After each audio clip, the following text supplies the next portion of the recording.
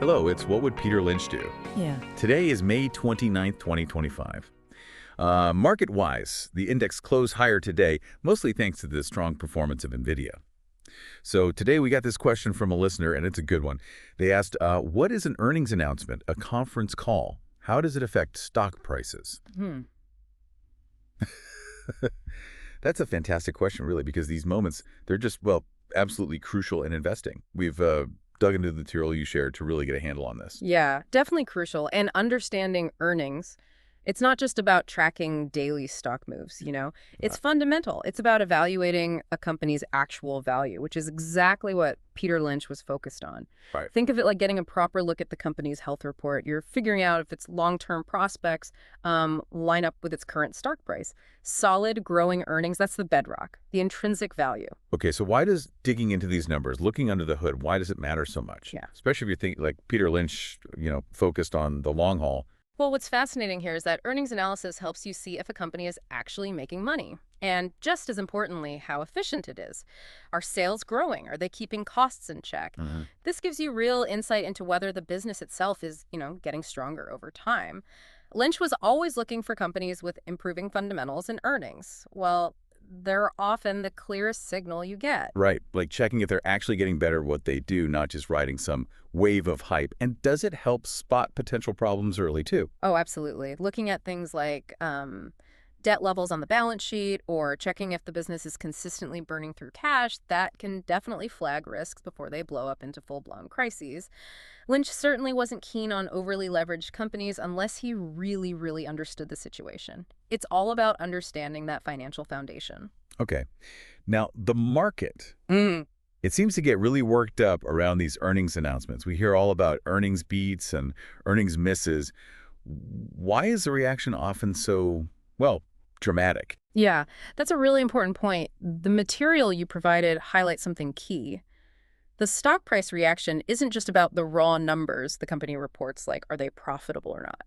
It's largely about how those numbers stack up against what the market expected. Ah, okay. So analysts create these forecasts, right? Yeah. A consensus. And the market kind of prices that expectation in ahead of time. So the surprise is the difference. Precisely, exactly that. If a company comes out and reports earnings that are significantly better than that consensus expectation, that's your earnings beat, it basically signals the company's doing better than everyone thought. Right. That's new positive information. So the stock price typically jumps, sometimes quite quickly, to reflect this, revised outlook. And the flip side, if they miss. Well, a miss means the results were worse than expected. That's seen as negative new information. It suggests the company's path, its trajectory, might not be as strong as the market hoped. So yeah, the stock price tends to fall. It's really the surprise factor relative to those expectations. That drives a lot of the short-term volatility you see around earnings season. I remember reading Peter Lynch himself talking about sometimes being boggled by stocks going down on good earnings news or up on bad news just because of these analyst expectations. He did. He saw those as, well, frustrating short-term anomalies. He definitely acknowledged their impact on stock prices right then and there in the immediate term. But his focus, it always remained steadfastly on the long-term performance of the actual business underneath. He wasn't really trading on beats or misses. He was investing based on the company's fundamental ability to grow its earnings over years. Okay, so if we want to look past that short-term noise, analyze a company like Peter Lynch might, what exactly should we be looking at in these earnings reports and announcements? Where do we start? Right. You start with the official filings. In the U.S., public companies file quarterly reports. That's the Form 10Q, and an annual report, the Form 10K. These contain the financial statements. That's key. The big three, right? Income statement, balance sheet, and cash flow statement. Yeah. How would someone thinking like Lynch approach these? Yeah. The big three, think of them as different windows looking into the company's health.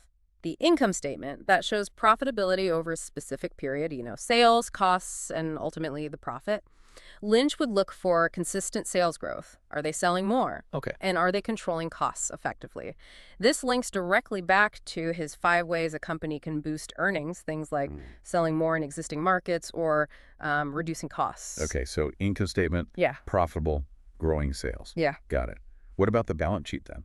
The balance sheet, That's more like a snapshot. What the company owns its assets versus what it owes liabilities, and then the owner's stake the equity at one specific moment in time. Snapshot, right. Lynch would definitely use this to check the financial stability. Is there too much debt? You might look at the debt to equity ratio. Does the company have enough liquid assets, enough cash or near cash stuff to cover its short-term bills? A strong balance sheet means the company's got a solid foundation, it has the resources to actually execute its plans rather than being constantly stressed out by debt. And the third one, the cash flow statement, tracking the actual cash moving in and out. I've heard that's especially important, maybe more so than just the profit number. Oh, it is. And perhaps even more critical from that practical business perspective that Lynch really appreciated.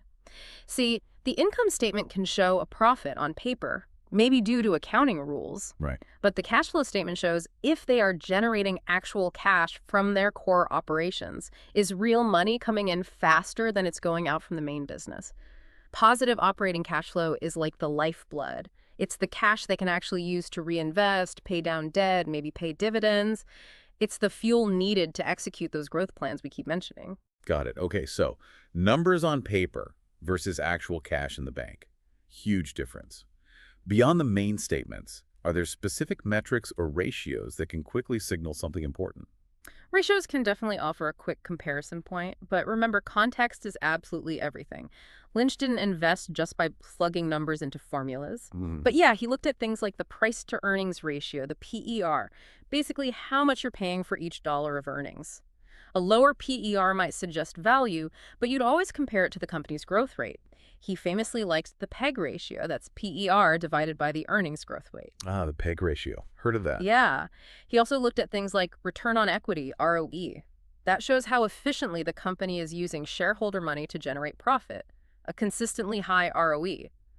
Well, that could indicate a really strong business model, but again, context. Okay, so analyze the statements, check some key ratios for context, and then comes the actual earnings announcement itself, often followed by that conference call. What's the real point of the call? Isn't all the info in the report? Well, what's really fascinating here and crucial is that the conference call adds the context and the company's story on top of the numbers. Management gets on, they discuss the results, they explain why things happened the way they did. Okay, the why. Exactly. And critically, they usually provide guidance. That's their forecast for the future. And this guidance is incredibly important because it effectively sets new expectations for the market. So it's not just looking back at the last quarter's numbers, but it's what the company thinks is coming next. Precisely. If management sounds confident, if they guide higher than analysts were expecting, that can really drive the stock up, even if the quarter they just reported was maybe just okay, Interesting. And conversely, if they sound hesitant or they guide lower than expected, the stock can fall, even if they technically had an earnings beat for the past quarter. It's where you get insight into their strategy, how they actually plan to implement Lynch's 5 methods for increasing earnings, cutting costs, raising prices, expanding markets, selling more, or, dealing with those losing operations. And you can sort of hear it in their voice, maybe. Hear if their plans sound realistic or get a sense if they're actually working.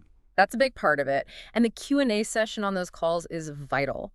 Analysts dig in, they ask really detailed questions that can reveal nuances about the business, the competition, maybe challenges that aren't immediately obvious just from reading the press release. Right, the tough questions. Yeah.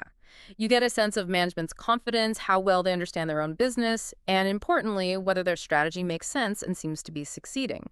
This ties directly back to Lynch's advice. Find out the company's plans, and then check if they're working. The call helps you do that checking. Okay, so wrapping this part up.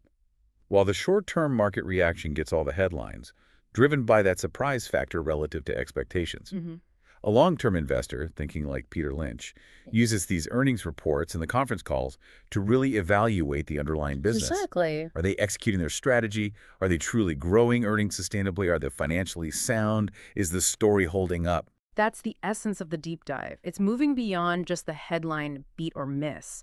It's about understanding the whole story that the numbers and the management commentary are telling you about the company's past performance, its present health, and crucially, its future potential. It's about seeing if the actual business is progressing in a way that's likely to build that intrinsic value over time. Okay, great. So let's recap quickly. We've explored why analyzing earnings really matters for long-term investing, looked at how to approach financial statements and key metrics through that Lynchian lens. We talk about the vital role of conference calls in understanding the company's plans and their outlook, and also why the market reacts sometimes wildly to beats and misses based on new information hitting expectations. And we've tried to tie it all back to Peter Lynch's core wisdom. Look beyond just the reported numbers, understand the company's strategy for actually increasing earnings, and then, this is key, diligently check if those plans are succeeding. Remember his 5 basic levers: cutting costs, raising prices, expanding into new markets, selling more where they already are, and turning around or getting rid of losing operations.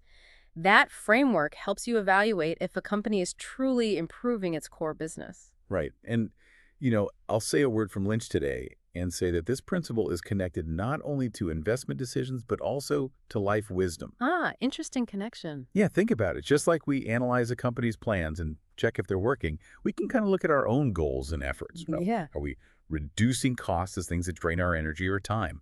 Are we increasing the value of our skills? Maybe expanding our market by learning new things or meeting new people?